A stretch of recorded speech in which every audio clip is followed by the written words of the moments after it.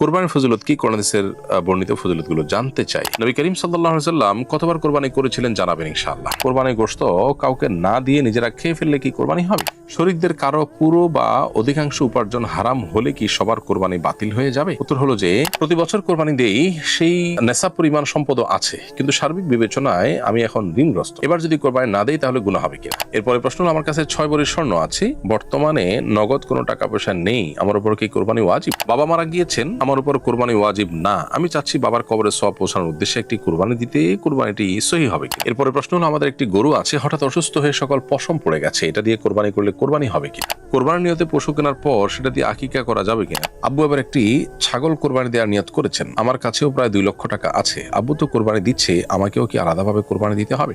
কিছু সময় খরচ করে হলেও আপনার এই কোরবানি সম্পর্কিত প্রশ্নগুলোর উত্তর জেনে রাখা উচিত। কোরবানির ফজিলত কি? কোরআন হাদিসের বর্ণিত ফজিলতগুলো জানতে চাই। কোরবানির সবচেয়ে বড় ফজিলত হলো আল্লাহ তাআলা কোরআন নির্দেশ করেছেন, ফাসসাল্লি লিরাব্বিকা ওয়ানহার, তুমি তোমার রবের উদ্দেশ্যে সালাত আদায় করো এবং কোরবানি করো। আল্লাহ নির্দেশ করেছেন, এটাই হলো এর সবচেয়ে বড় ফজিলতের বিষয়। দ্বিতীয়ত, নবী করিম সাল্লাল্লাহু আলাইহি ওয়াসাল্লাম মদিনায় যত বছর অবস্থান করেছেন তিনি কোরবানি করেছেন, এটিও আরেকটি গুরুত্বপূর্ণ ফজিলতের বিষয়। এর বাইরে কোরবানির পশুর প্রতিটি পশমের বিনিময়ে সওয়াবের কথা হাদিসে বর্ণিত হচ্ছে, সে হাদিস জাইব বা দুর্বল সূত্রে বর্ণিত হাদিস বলে উল্লেখ করেছেন। কোরবানিকে নবী করিম সাল্লাল্লাহু আলাইহি ওয়াসাল্লাম ইব্রাহিম আলাইহিস সালামের সুন্নাহ হিসেবে আখ্যায়িত করেছেন। যখন জিজ্ঞাসা করেছিল যে এই কোরবানিগুলো কি যেগুলো আমরা করছি, তখন বলেছেন তোমাদের বাবা ইব্রাহিম আলাইহিস সালাতু ওয়াসসালামের সুন্নাহ, বিধায় সাধ্য এবং সামর্থ্য যেটি করা উচিত। হাদিসে আসছে, মানুষ ব্যক্তির কোরবানি করার সামর্থ্য আছে অথচ করলো না, সেজন্য আমাদের ঈদগাহে না, সেখান থেকে কোরবানির ফজিলত এবং তাৎপর্য এবং মাহাত্ম্য বোঝা যায় যে সামর্থ্য থাকলে কোরবানি একজন ইমানদারের না করে থাকার সুযোগ নেই। নবী করিম সাল্লাল্লাহু আলাইহি ওয়াসাল্লাম কতবার কোরবানি করেছিলেন জানাবেন ইনশাআল্লাহ। দর্শক, আব্দুল্লাহ ইবনে ওমর রাদিয়াল্লাহু তাআলা থেকে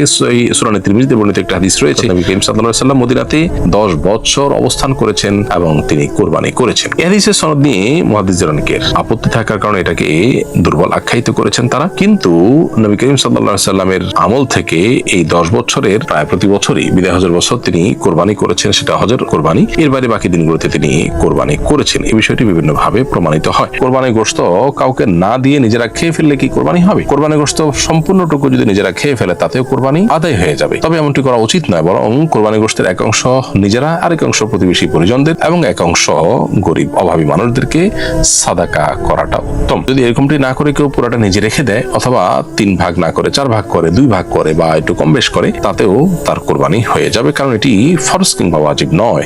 শরীকদের কারো পুরো বা অধিকাংশ উপার্জন হারাম হলে কি সবার কোরবানি বাতিল হয়ে যাবে? উত্তর হলো যে শরীকদের কারো কোরবানির টাকার অংশ যদি হারাম হয়, তাহলে সেক্ষেত্রে বাকি যারা হালাল টাকায় কোরবানি করেছেন তাদের কোরবানি নষ্ট হয়ে যাবে না, তবে হারাম সম্পদ দিয়ে কোরবানি যিনি করেছেন তার সেই কোরবানি আল্লাহর কাছে কবুল হবে না।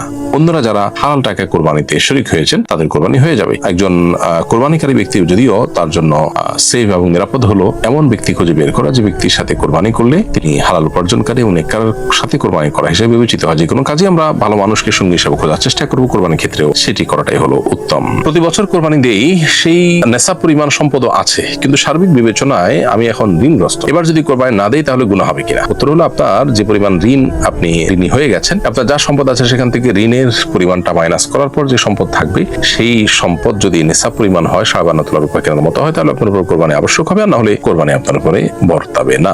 এরপরে প্রশ্ন হলো, আমার কাছে 6 ভরি স্বর্ণ আছে, বর্তমানে নগদ কোনো টাকা পয়সা নেই, আমার উপর কি কোরবানি ওয়াজিব? উত্তর হলো যে 6 ভরি স্বর্ণ শুধু আছে আর কোনো টাকা পয়সা নেই, এরকম যদি হয় তাহলে সেক্ষেত্রে আপনার উপরে কোরবানি ওয়াজিব হবে না। তবে স্বর্ণের সাথে যদি আর কোনো সম্পদ থাকে তাহলে সেক্ষেত্রে এটা যুক্ত করলে নিশ্চয়ই 52 তোলা রূপার সমমূল্য হয়ে যায়, সেই হিসাবে কোরবানি আবশ্যক হবে। বাবা মারা গিয়েছেন, আমার উপর কোরবানি ওয়াজিব না, আমি চাচ্ছি বাবার কবরে সওয়াব পৌঁছানোর উদ্দেশ্যে একটি কোরবানি দিতে, কোরবানিটি সহি হবে কিনা? আপনার উপর কোরবানি যদি আবশ্যক না হয় তাহলে সেক্ষেত্রে আপনার মৃত বাবার পক্ষ থেকে আপনি কোরবানি করতে পারবেন। মৃত ব্যক্তির তরফ থেকে কোরবানি করা যায়, বিধায় আপনার যদি নিজস্ব সম্পদ থেকে নফল হিসাবেও আপনার নিজের উপর কোরবানি পড়তে না, কিন্তু আপনার বাবার তরফ থেকে আপনি কোরবানি যদি দিতে চান সেটি দিতে পারেন, শরীয়ত দৃষ্টিতে কিন্তু কোনো অসুবিধা নেই। এরপরে প্রশ্ন হলো, আমাদের একটি গরু আছে, হঠাৎ অসুস্থ হয়ে সকল পশম পড়ে গেছে, এটা দিয়ে কোরবানি করলে কোরবানি হবে কিনা? তো হলো, কোরবানি যদি পশুর বড় কোনো ত্রুটি দেখা দেয় তাহলে সেক্ষেত্রে কোরবানি সেই পশু দিয়ে করাটা যথেষ্ট হয় না। সেটা এমনিতে জবে করে খাওয়া যাবে হালাল, বাট কোরবানি বিশুদ্ধ হওয়ার জন্য বড় কোনো ত্রুটি থেকে প্রাণীর মুক্ত থাকাটা আবশ্যক। যেমন ধরুন, একটা শিং পরিপূর্ণভাবে ভেঙে পড়ে গেছে, এটা বড় ত্রুটি। একটা চোখে কিছু দেখতেই পারে না, পা এমন ভাবে ভেঙে গেছে বা আঘাতপ্রাপ্ত হয়েছে যে বাঁধার জায়গা থেকে জবে জায়গা পর্যন্ত পায়ে হেঁটে যাওয়ার মতো অবস্থা নেই। এরকম বড় ত্রুটি হলে তখন সেটা দিয়ে কোরবানি করলে কোরবানি বিশুদ্ধ হয় না, তবে জবাই করে খেলে সেটা হালাল হয়। ঠিক এরই অংশ হিসাবে কোনো পশুর যদি সমস্ত পশম পড়ে যায় তো সন্দেহাতীতভাবে এটা বড় ত্রুটি হিসাবে বিবেচিত হবে। এটা বাজারে যেমন দাম পাওয়া যাবে না, এটা কোনো মানুষ আগ্রহের জায়গা কেন্দ্রবিন্দু থাকবেন। অতএব সমস্ত পশম যদি পড়ে যায় তাহলে সেক্ষেত্রে এরূপ পশু দ্বারা কোরবানি করা যায় যাবে না। তবে যেটা একটু আগে বলছিলাম, অর্থাৎ হালাল পশু হিসেবে জবাই করে আপনি খেতে পারবেন। কোরবানির নিয়তে পশু কেনার পর সেটা দিয়ে আকিকা করা যাবে কিনা? কোরবানির নিয়তে পশু কিনেছেন, এরপর যদি নিয়ত পরিবর্তন করে সেটা দিয়ে আকিকা করতে চান, কোরবানির জন্য আলাদা পশু কেনার নিয়ত করে, সেটা অবশ্যই জায়েজ আছে, কোনো অসুবিধা নেই। আব্বু এবার একটি ছাগল কোরবানি দেওয়ার নিয়ত করেছেন। আমার কাছেও প্রায় 2 লক্ষ টাকা আছে। আব্বু তো কোরবানি দিচ্ছে, আমাকেও কি আলাদাভাবে কোরবানি দিতে হবে? আপনি যেহেতু 2 লক্ষ টাকার মালিক এবং আপনি যদি প্রাপ্তবয়স্ক হয়ে থাকেন তাহলে সেক্ষেত্রে হানাফি মাযহাব অনুসারে আপনার উপরে আলাদাভাবে কোরবানি ওয়াজিব হবে। এবং 2 লক্ষ টাকার মালিক হওয়া মানে আপনি সামর্থ্যবানদের কাতারে পড়ে গেছেন। 52.5 তোলা রূপা কেনা যদি যায় এই টাকা দিয়ে, অর্থাৎ বাজার দর অনুযায়ী 52.5 তোলা রূপা কেনার মতো টাকা যদি আপনার কাছে থাকে তাহলে আপনার উপরে কোরবানি আবশ্যক হবে। আর যদি তার কম থাকে তাহলে কোরবানি আপনার উপরে আবশ্যক হবে না। আমি ঢাকায় থাকি, গ্রামে কোরবানি দেব। আমার জানার বিষয় হলো পশুর মালিক উপস্থিত না থাকলে বা নিজের হাতে জবে না করলে কি কোরবানির সবে কোনো কমতি হবে? কোরবানি পশু নিজে জবে করা উত্তম, এতে কোনো সন্দেহ নেই। তবে অন্য কারোর মাধ্যমে যদি কোরবানি পশু জবে করা হয় তাতেও কোরবানি আদায় হয়ে যাবে এবং সওয়াবে কোনো প্রকার কমতি হবে না। আশা করি ভিডিওটি দ্বারা আপনি উপকৃত হয়েছেন। ভিডিওটিতে লাইক করুন, আপনার কোনো প্রশ্ন বা জিজ্ঞাসা থাকলে এখনই কমেন্ট করুন এবং চ্যানেলটিকে এখনই সাবস্ক্রাইব করে সাথেই থাকুন। এই 11টি প্রশ্নের মধ্যে কোনটি আপনি প্রথমবার জানতে পারলেন? অবশ্যই কমেন্টে জানান এবং ভিডিওটি ভালো লাগলে লাইক করুন।